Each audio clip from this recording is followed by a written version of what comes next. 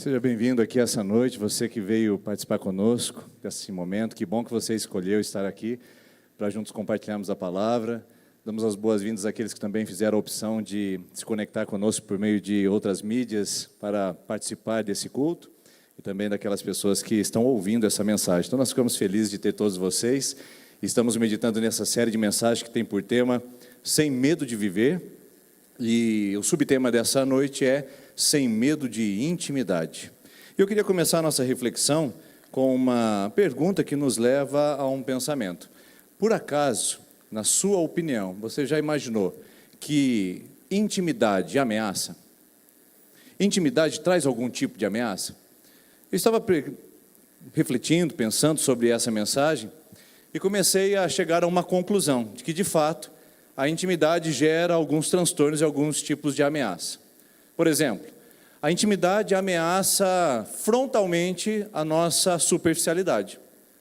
É marca da geração pós-moderna dos relacionamentos superficiais. E os relacionamentos superficiais nada mais são do que uma defesa psicossocial, onde eu não me exponho e também não me aprofundo muito no relacionamento com o outro, para justamente não me decepcionar, nem me frustrar. Não me frustrar com o que o outro pode me causar e nem também oferecer algum tipo de decepção para aquele que estou convivendo. Para que então se mantenha uma convivência de segurança e tranquila, eu prefiro a superficialidade. Como o próprio Milor Fernandes, conhecido pelas suas palavras e suas frases bem reflexivas, ele disse: como são admiráveis as pessoas que nós não conhecemos bem. Então é bom não conhecer as pessoas muito bem, porque elas se tornam sempre bastante admiráveis. Basta tirar o véu pela convivência que perceberemos conflitos, dificuldades que estão ali. Então a superficialidade é uma amiga para não decepção e não frustração, e então ela se torna uma inimiga da intimidade, porque é lá na intimidade que a gente encontra essas dificuldades. A intimidade também é uma ameaça à privacidade. Não tem como a gente ter intimidade sem nos expor completa e inteiramente. Um dia eu estava aconselhando um casal, e espero não passar por isso novamente. Graças a Deus não passei com a frase que eu ouvi, que foi escandalosa. Eles estavam em uma crise conjugal e aquele homem olhou para mim e disse: pastor, a minha esposa que está aqui do lado, ela violou a minha privacidade. Homem do direito, conhecia bem as leis, sabia onde estava se posicionando, e disse: ela violou o meu direito à privacidade. E eu disse: uau, como que ela conseguiu fazer isso? Ela é sua esposa. Como que ela conseguiu violar seu direito à privacidade? Ele disse: não, ela conseguiu a minha senha do e-mail, entrou e conseguiu ver coisas que não deveria ser visto. Então, naquele momento eu percebi que, de fato, eles estavam não num casamento, mas numa sociedade conjugal, não num casamento, mas numa convivência amistosa. Porque casamento é a exposição total da nossa privacidade. O relacionamento conjugal pede isso, exige isso. Por isso que a privacidade, ou o direito à privacidade, é uma inimiga da intimidade. Por isso nos sentimos ameaçados. Tanto é que quando alguma pessoa nos ofende, quando alguma pessoa ultrapassa os limites e as cercas de proteção que criamos no nosso relacionamento, nós dizemos prontamente: eu não te dei essa liberdade, eu não te dei essa intimidade. Ou seja, daqui para dentro sou eu quem mando, aqui é o meu direito de privacidade. Então a intimidade realmente pode ser uma inimiga disso. Outra coisa que a intimidade ameaça é a nossa individualidade. Porque gostamos de ficar no nosso espaço, na nossa condição. O problema é que não existe intimidade numa relação unilateral. O que eu quero dizer com isso, explico agora. Por exemplo, eu chego aqui essa noite e falo para você: gente, sou amigo íntimo do Barack Obama. Amigo íntimo. E você já imagina que eu frequentei a Casa Branca, que eu já jantei com ele, que eu já passei com ele pelo Salão Oval, de que de alguma maneira nós já tivemos algum relacionamento, e ele me visitou na cidade de Sertanópolis, ali no norte do Paraná. Você falou: ele é íntimo do Barack Obama, só pode ser. Aí eu digo para você: já li tudo sobre ele, ouvi tudo sobre ele, sigo nas redes sociais, estou conectado ao Barack Obama, então eu sou íntimo dele. É verdade? Não, porque é uma relação unilateral. Eu me considero próximo dele, mas ele nem sabe que eu existo. Infelizmente. Ou seja, não dá para ser íntimo se o outro não se compromete com essa abertura, com essa intimidade. Não dá para ser íntimo se eu me defendo o tempo todo. Por isso que Intimidade gera uma ameaça na individualidade porque eu tenho que me expor. E se o outro não gostar de mim? E se ele me julgar? E se ela me negligenciar? E se ele me ofender? Sim, a intimidade nos expõe a esse tipo de risco, porque não existe relação íntima unilateralmente, ela é bilateral, uma troca. A palavra bonita para isso é reciprocidade. Eu dou e o outro também se entrega, e é nessa troca que a intimidade se constrói. Talvez a intimidade ameace ainda mais nos nossos dias, principalmente porque estamos saindo de um contexto histórico e que marcou a nossa geração, chamado de crise da Covid-19. Talvez até hoje, no seu subconsciente, nas suas práticas sociais, ainda ecoe uma palavra, muitas vezes silenciosa até, e que diz assim para você: para a sua segurança, mantenha uma distância de proteção. Mantenha o distanciamento social.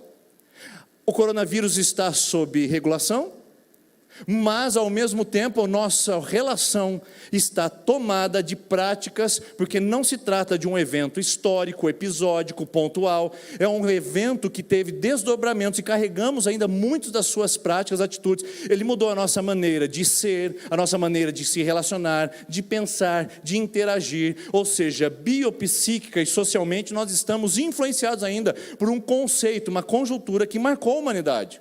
A crise do coronavírus. E a intimidade foi frontalmente afetada por essa crise.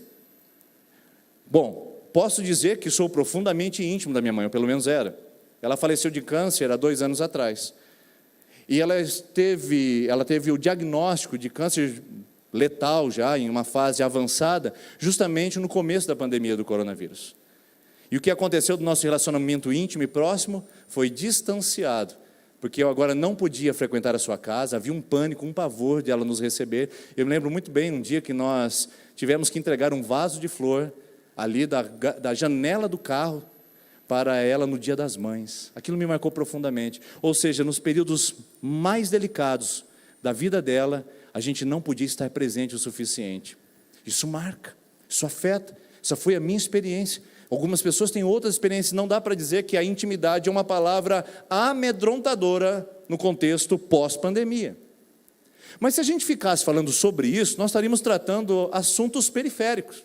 Não dá para a gente ficar nas franjas das coisas, a gente precisa encontrar a raiz. E o problema não é só como eu me relaciono socialmente, não é só como são as minhas respostas psíquicas quando eu falo em intimidade. O problema é muito mais profundo do que parece. O problema tem relação com a nossa origem humana, com o nosso DNA espiritual. Porque se você se lembrar de uma história bíblica, você perceberá e se recordará que a intimidade se transformou numa grande ameaça para uma determinada pessoa. E de lá para cá temos sofrido com essa ameaça. E de lá para cá temos tentado lidar com isso. Nosso problema é que na nossa construção histórica, o medo da intimidade faz parte da nossa vida e da nossa existência. Por isso que eu quero convidar você a fazer um mergulho essa noite, para entrar mais profundo e encontrar as causas espirituais, na origem, o do porquê que a intimidade, por muitas vezes, nos ameaça. E tudo que nós vivemos hoje, no sentido de privacidade, superficialidade, individualidade, coronavírus, são só efeitos, consequências de algo que está latente, algo que está ali internamente no nosso coração. Vamos fazer isso juntos? Se você puder abrir a sua Bíblia ou acompanhar no telão, eu convido você a olhar o livro de Gênesis, no capítulo de número 3, o versículo de número 8. Gênesis, capítulo de número 3, o versículo de número 8, nós vamos ver o texto que de fato nos mostra a ameaça da intimidade sendo gerada. Nada melhor do que começar pelo começo. Então vamos identificar isso aqui. Quando ouviram a voz do Senhor Deus que andava no jardim, você conhece o que está se passando aqui, o homem acabou pecando. Quando ouviram a voz do Senhor que andava no jardim pela viração do dia, esconderam-se da presença do Senhor. Olha só a atitude, esconderam-se da presença do Senhor, o homem e a sua mulher, por entre as árvores do jardim. E chamou o Senhor ao homem e lhe perguntou: onde estás? E ele respondeu: ouvi a tua voz no jardim e me escondi, porque estava nu. Tive medo, medo de intimidade. Tive medo e me escondi. Vamos pegar algumas palavras aqui para a gente poder se contextualizar melhor do que está acontecendo. Viração do dia. Você já parou para pensar o que essa palavra significa? Às vezes, queridos, uma leitura desapercebida da Bíblia, displicente, a gente não captura a riqueza do que está ali.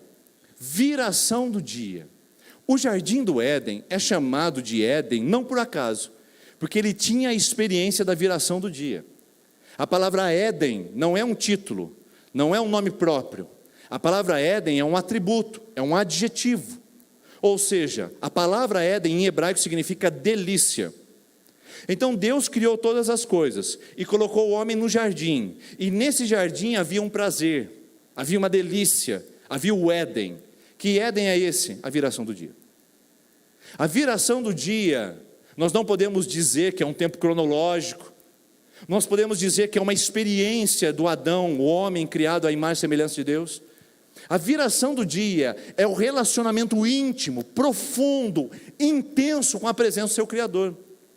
Talvez a gente não consiga capturar isso com palavras, mas a gente pode imaginar, o que seria a viração do dia? Quais sabores estão presentes ali? Sim, porque se o jardim do Éden é jardim das delícias, então significa que tinha até sabor aquele lugar. Tinha cheiros, cores, experiências. Era possível usar os 5 sentidos. Era possível sinestesicamente experimentar tudo que Deus era, quem Deus era, nessa relação íntima, profunda, que me causa inveja quando eu leio esse texto. Imagina só, todo o nosso esforço hoje aqui. O ministro de louvor, o pastor, tentando conduzir os seus olhos, o seu coração, para o foco na presença de Deus, para tentar de alguma maneira que você se conecte e diga: eu estou agora conectado, eu estou recebendo, eu estou sintonizado no que Deus está fazendo nesse lugar. Não é difícil? Contas a pagar, preocupações, celular que vibrou, uma pessoa que está do lado coçando a orelha, uma pessoa que talvez esteja falando atrás, você está todo o tempo tentando, Deus, eu preciso me conectar. Você imagina a viração do dia? Não tinha isso, queridos. Era conexão imediata, completa, inteira, tinha cheiro, tinha sabor, por isso que só pode ser uma delícia. E eu fico imaginando, que sabor que seria isso aqui. E eu penso, na minha opinião, que seria sabor de leite ninho com Nutella. Você vai me conhecer. Não tem como dar errado um negócio desse, tem, irmãos? Leite ninho com Nutella. Eu imagino que a viração do dia era essa experiência saborosa. Você está achando que eu estou louco? Você está achando que eu estou aqui fazendo algumas elucubrações muito abstratas? Deixa eu falar o Salmo 34, versículo 8 para você, que diz assim: provai e vede que o Senhor é bom. A palavra provai não significa testai, não é fazer uma experiência lógica. A palavra provai é saborear e vejam que Deus é bom, é ter sabor na presença de Deus. A palavra de Deus diz em 1 de Pedro, capítulo de número 2, eu quero saber se vocês já provaram da bondade de Deus. A palavra grega para provar eu quero saber se vocês já degustaram. Então tem a ver até com papila gustativa, sim, tem a ver com essa experiência profunda com a presença de Deus.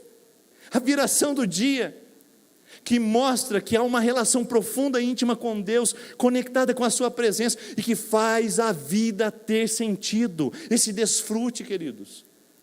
Esse é o propósito, que muitas vezes nós perdemos de vista, o propósito de desfrutar a presença de Deus, de experimentar dEle, de saborear da glória dEle, porque estamos tão atarefados, tão distraídos, tão preocupados, que nem conseguimos mais lembrar da viração do dia, que é a conexão íntima e profunda com a presença do nosso Criador. Aí, é impressionante imaginar que Deus coloca o homem no jardim do Éden com um propósito inicial e exclusivo de Deus. Sabe qual é o propósito? Desfrutar do homem.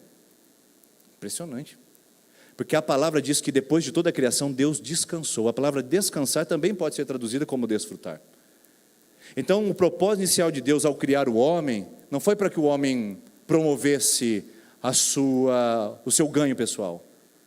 O propósito inicial ao Deus criar o homem, não foi para que ele tivesse recursos materiais. Não foi para que ele precisasse de recursos externos e alheios a ele, para ele se sentir feliz e bem. O propósito de Deus para criar o homem foi para que Deus desfrutasse dessa comunhão íntima e o homem estivesse totalmente absorvido nisso. Mas, queridos irmãos, esse propósito inicial parece ser o propósito que nós tiramos da nossa referência de vida. Deus nos criou com o propósito de desfrutarmos da sua presença e Ele desfrutar de nós. Agora, olha só que impressionante. Em 1646, depois de 3 anos refletindo sobre a teologia cristã, um grupo de homens de Deus, teólogos, havia se reunido lá na capela de Westminster, na Inglaterra, e escreveram um documento que se tornou uma baliza da fé cristã após a Reforma Protestante. Se chama Confissão de Fé de Westminster. E é chamado de catecismo, dividido em maior e menor. E de uma forma didática eles colocaram em perguntas. Existem centenas de perguntas nesse catecismo de Westminster. Agora preste atenção. A primeira pergunta do catecismo de Westminster, 1646, é a seguinte: qual é o fim último do homem? Eu disse para você qual é o propósito inicial de Deus. Deus criou o homem para que este o desfrutasse e o homem desfrutasse a ele também. Agora, qual é o fim último do homem e da mulher? Qual é o propósito pelo qual você está aqui? Aí você já está pensando, meu Deus, propósito. Eu ouvi numa palestra essa semana, teve lá a semana pedagógica na escola, falaram sobre propósito no nosso ensino. Eu estou aqui conectando, agora eu sei. E a Confissão de Fé de Westminster responde: o propósito último, o fim último do homem é glorificar a Deus e desfrutar da sua presença para sempre. Glorificar a Deus e desfrutá-lo eternamente. Irmãos, a nossa existência é muito mais do que uma existência física e material.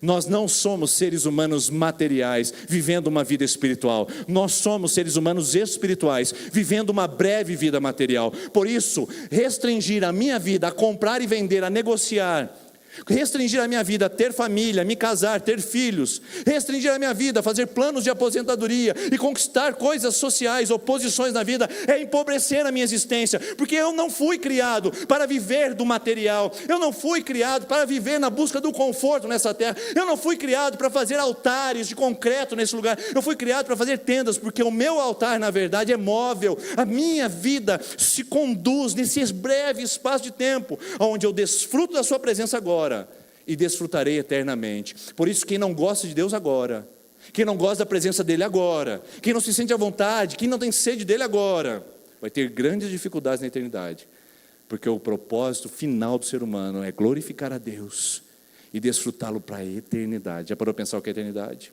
É muito grande, é muito longo, é muito extenso. Imagine só, imagine a viração do dia, como era esse tempo.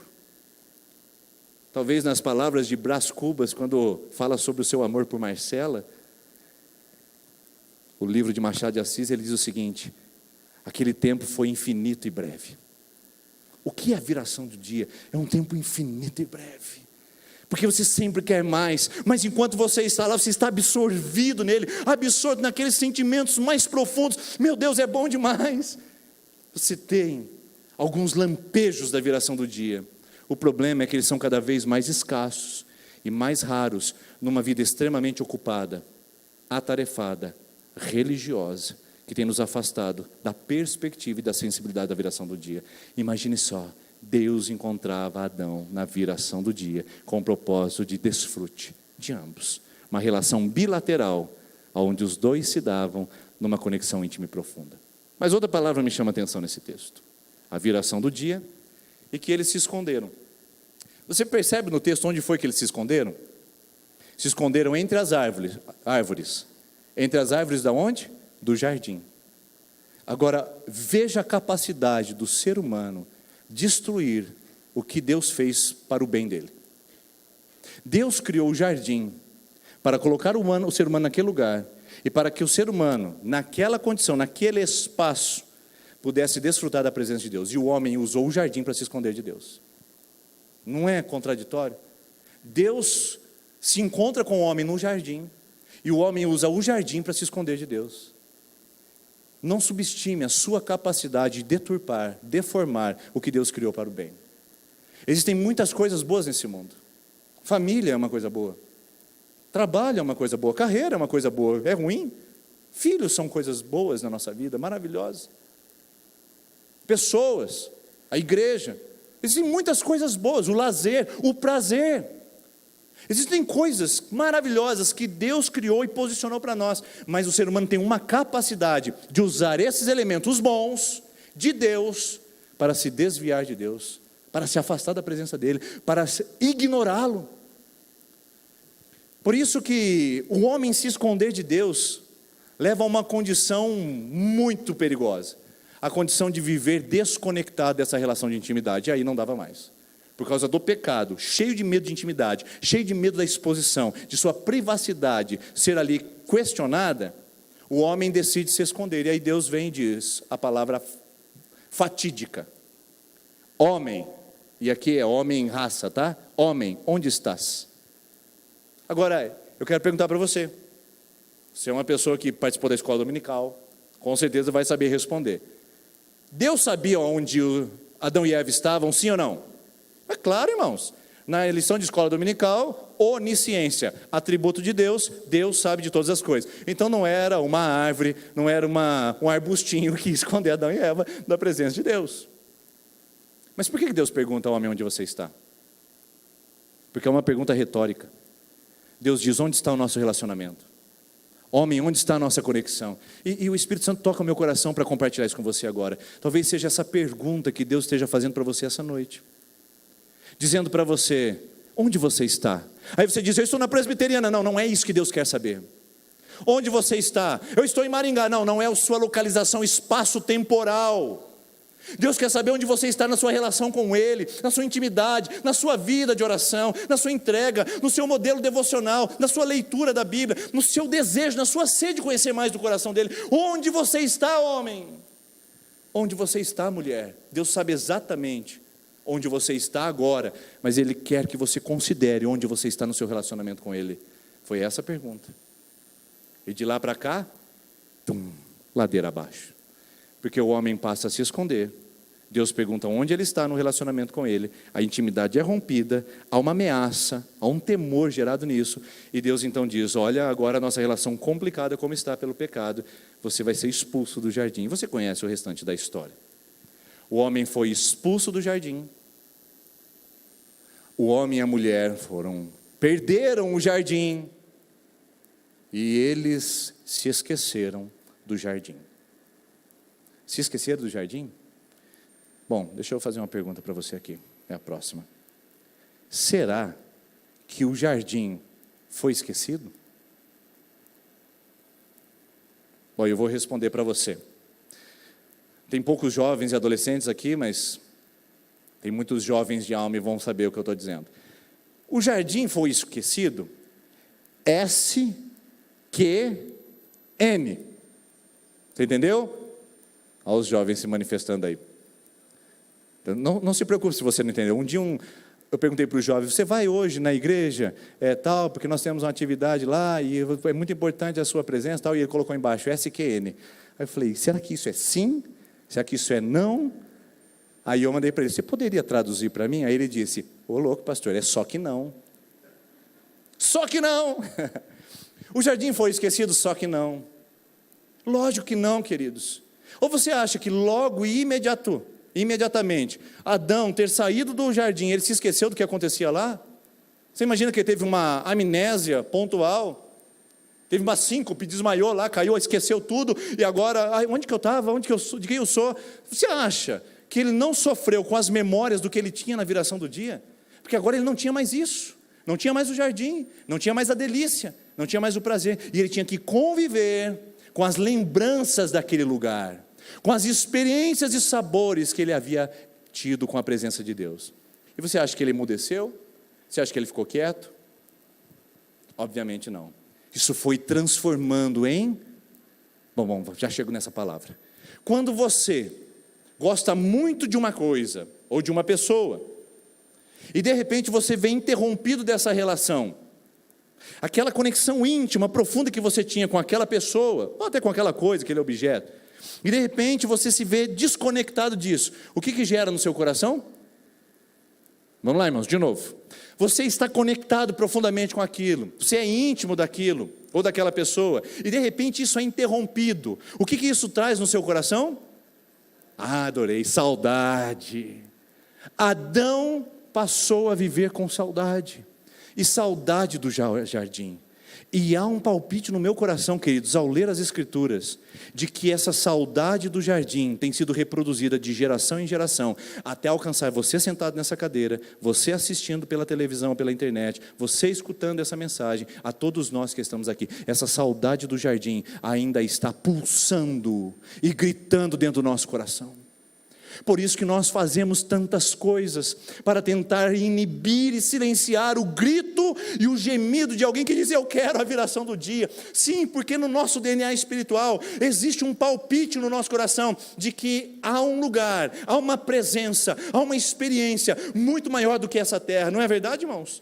Nós não somos bobos.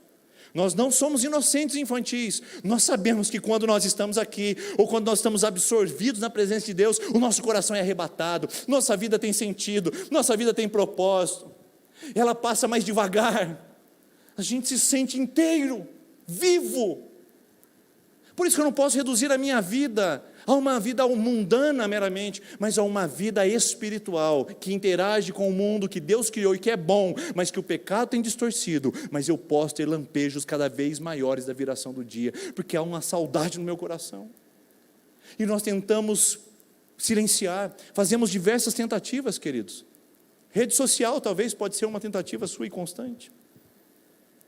Talvez entorpecentes, vícios comportamentais, pessoas, ganância, cobiça, conquistas, títulos, seja uma forma de silenciar o seu coração. E sabe o que eu entendi? Que existem muitas maneiras de eu driblar e mentir para mim mesmo que eu estou com saudade do jardim, as distrações que a vida me oferece. E sabe o que eu aprendi? Eu aprendi a não julgar as pessoas, porque eu sei que elas também estão tentando de alguma maneira responder à saudade do jardim. E quando elas vão para mais uma cama, quando elas vão para mais uma balada, quando elas experimentam mais um entorpecente, quando elas vivem mais um anestésico, quando são farmacodependentes, sabe o que eu percebo nelas? É que elas estão tentando silenciar a voz do clamor do jardim, a saudade que tem da viração do dia no seu coração. E o que acontece depois dessas experiências, você sabe, e eu sei, só que essas pessoas ainda não entenderam muitas vezes. É que elas saem dessas experiências vazias como nunca e frustradas como sempre. Não é verdade? Vazias como nunca e frustradas como sempre. E depois preciso de mais uma dose e mais uma dose. Preciso de mais endorfina, mais serotonina, mais dopamina, mais ocitocina. Preciso de todos os instrumentos, neurotransmissores, para tentar dar um pouquinho de alívio a um grito da alma que diz: eu quero Deus. Elas só não sabem que estão pedindo isso. Por isso que a gente tem que olhar com compaixão para o mundo que está pedindo: eu quero Deus, eu quero a viração do dia, mas não sabe o que está pedindo e não sabe também onde encontrar essa resposta. É o nosso papel como igreja, dizer: nós queremos a viração do dia, nós podemos ver esses lampejos ainda hoje, é possível, a gente precisa agir. E eu fico imaginando o Adão contando para as suas gerações. Ele senta na mesa, conta para o Caim e conta para o Abel: olha, meus filhos, quando a gente estava na viração do dia, agora você imagina, né? O Caim e o Abel ouvindo essa história na mesa. Estão lá, sentadinhos, ouvindo, tal. Só que existem duas respostas aqui. O Caim sai daquele lugar e fica revoltado, porque o seu pai perdeu o jardim do Éden. O senhor deve ser um burro, o senhor é um imbecil. Olha o que a gente está passando aqui, a miséria. E o Caim encheu-se de revolta, o Abel encheu-se de adoração. Eu quero isso. E quando eles foram ofertar a Deus, o Caim ofertou pior, porque ele ofertou pela revolta, e o Abel ofertou pela adoração, porque ele queria a viração do dia. Infelizmente, o Abel não ficou para contar a história do jardim do Éden. O Caim também não ficou para contar a história, sabe por quê? Porque é a história da revolta. O Caim se desencaminhou, e eu brinco que é o desencaminhamento. Caim desencaminhou. E a gente não sabe como é a viração do dia das palavras de Caim. Aí vem um substituto. Vem o Sete, depois que o Abel morre. E o Sete ouve da história da viração do dia. E o Sete se empolga com a viração do dia. E o Sete conta para as gerações futuras o que foi o Jardim do Éden. E aí, queridos, não dá para ficar desse jeito, não é verdade? Não dá para ficar só ouvindo. Por isso que eu queria ser mais que palavras essa noite. Eu queria ser mais do que uma pregação, eu queria ser mais do que uma elucubração de palavras. Eu queria, queridos, ir além, eu queria que você entendesse pela revelação do Espírito Santo, e eu oro para isso, para que você seja impulsionado, inspirado a uma experiência mais profunda com Deus, no sentido de buscar esse lugar perdido, onde o homem tem se distraído muitas vezes nesse mundo. Quer ver? Não dá para você ouvir uma narrativa dessa e ficar quieto. Aí um jovenzinho, que está lá na mesa do Sete, que é neto de Adão, ele fala, não, chega de história, chega de ficar falando, pai, eu quero esse jardim, eu quero essa experiência, eu quero Deus. Sabe o que acontece? Gênesis capítulo 4, vamos ler juntos? Veja só que interessante, Gênesis capítulo número 4, o texto está aí na tela para você ler, ou se quiser acompanhar pela sua Bíblia. Tornou Adão a coabitar com a sua mulher, ela deu à luz a um filho, a quem pôs o nome de Sete, porque disse, Deus me concedeu outro descendente em lugar de Abel, que Caim matou. Até aí tudo bem. Sete, você já ouviu a história. Agora olha isso aqui. A Sete nasceu-lhe também um filho, ao qual pôs o nome de Enos. Daí se começou a invocar o nome do Senhor. Eu quero Deus. Eu quero Deus. A palavra invocar o nome de Deus aparece pela primeira vez um capítulo depois da queda, para dizer de alguém que foi inspirado, para dizer eu preciso de Deus. A oração foi esse caminho. A oração como meio de se reconectar a algo perdido. Por isso que o Salmo 148, versículo 18 diz, perto está o Senhor de todos que o invocam, e o invocam em verdade. É por isso que a palavra de Deus diz em Jeremias 33, 3, invoca-me e responder-te-ei, e anunciar-te-ei coisas grandes e firmes que você não sabe. Por isso que Jeremias 29, versículo 11 a 13 diz, então vocês passarão a orar a mim, e eu ouvirei a vocês, e serei achado de vocês, diz o Senhor. A palavra de Deus diz em Isaías 55, 6, busquem ao Senhor enquanto está perto, invoque-o enquanto se pode achar, invocar. A palavra de Deus diz em 1 de Crônicas 7,14, pois se o meu povo, que se chama pelo meu nome, se humilhar e orar, se conectar comigo. A oração é o meio de graça provido por Deus para que nos reconectássemos a Ele. Por isso, irmãos, é a sede, por isso é a vontade, por querer conversar, querer estar com Ele, querer desfrutar da presença dEle. E a minha oração é que esse culto não seja suficiente, que a viração do dia te empolgue, te inspire tanto, que esse culto não seja suficiente, que as horas desse culto não lhe caibam, e você diga, faltou alguma coisa, pastor? Podia ter cantado mais, podia ter pregado mais, podia ter orado mais, mas podia, e pode, irmãos, porque a viração do dia não se restringe a um templo, a um encontro dominical, não se restringe ao momento que passamos como comunidade evangélica. A viração do dia está exposta e disposta a todos nós. Pode estar no tapete da sua sala brincando com seus filhos, andando de bicicleta no parque à tarde, pode ser na mesa do seu escritório respondendo às suas responsabilidades, pode ser na igreja, pode ser no ministério, pode ser cuidando dos carros no estacionamento, ou cuidando de crianças no berçário. Onde você estiver, há uma possibilidade de ter a viração do dia, porque onde está o Senhor, aí está a liberdade, e aonde está a liberdade, ali tem intimidade, porque a intimidade não conta com privacidade, é livre. Como é maravilhoso estar na casa do Pai. Oração é invocação, mas Deus, sabendo da sua dificuldade e da minha dificuldade, Ele teve um plano ainda melhor do que a oração. Melhor do que a oração, pastor? Sim. Porque imagine só Deus depender da oração para te salvar. Imagine só Deus depender da oração para te perdoar, depender da oração para te conectar. Então seria assim, conecta, desconecta, é que nem a Wi-Fi de algumas empresas aí que a gente liga para reclamar. Aí, Deus, na sua infinita sabedoria, Ele disse em Isaías 59, 1, eis que os meus ouvidos não estão surdos para que não possam ouvir, e nem as minhas mãos encolhidas para que não possam salvar, mas os seus pecados encobrem o meu rosto de vós, para que eu não vos ouça.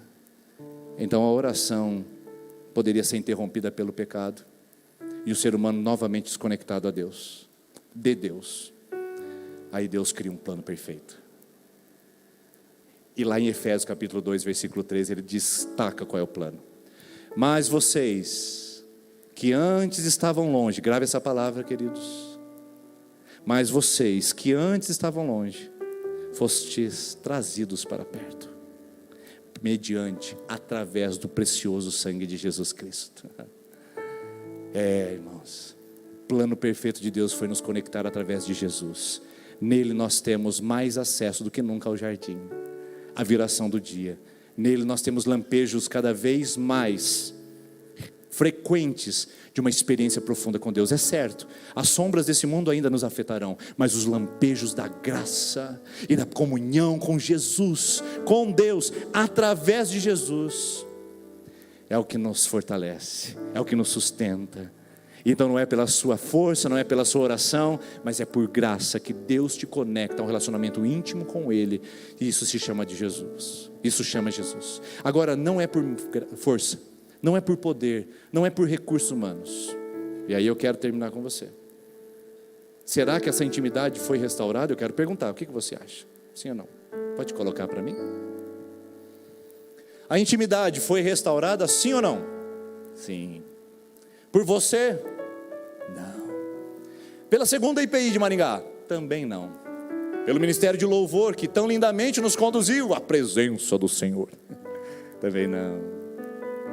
Oh Deus, a presença de Deus e a intimidade com Ele foi resgatada pelo sacrifício de Jesus. Nele nós somos filhos íntimos.